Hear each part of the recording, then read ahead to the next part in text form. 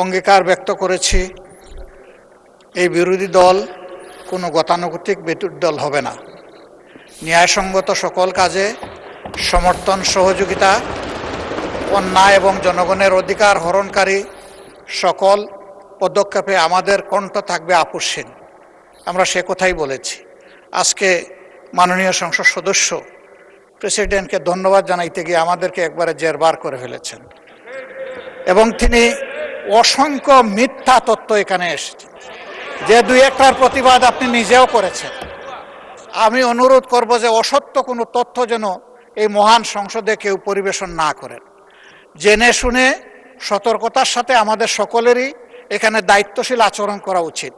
যে জিনিসগুলো অসত্য, বিভ্রান্তিকর, আমি অনুরোধ করব তা এক্সপাঞ্জ করা হোক। ধন্যবাদ মাননীয় স্পিকার। ধন্যবাদ বিরোধী দলের নেতা। আমি বক্তব্য পরীক্ষা করে দেখব, যদি সেখানে অসংসদীয় বা কোনো অসত্য তথ্য থাকে সেটা এক্সপাঞ্জ করা হবে।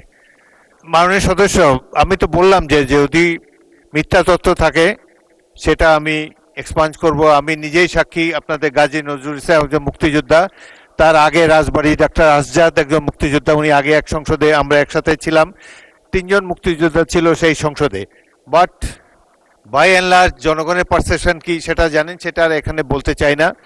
মাননীয় সদস্য, আমরা সকল তিক্ততা উপেক্ষা করে সামনের পথে চলতে চাই।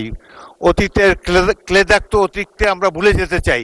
তারপরে যদি আপনারা মনে করেন যে কিছু কিছু ব্যাপারে আপনাদের আপত্তি আছে, আপনাদের বক্তব্যের অনেক সুযোগ আছে। 50 ঘন্টা আলোচনা হবে, আপনি এর পাল্টা বক্তব্য দিতে পারবেন, সেই সুযোগ আপনাদের রয়েছে।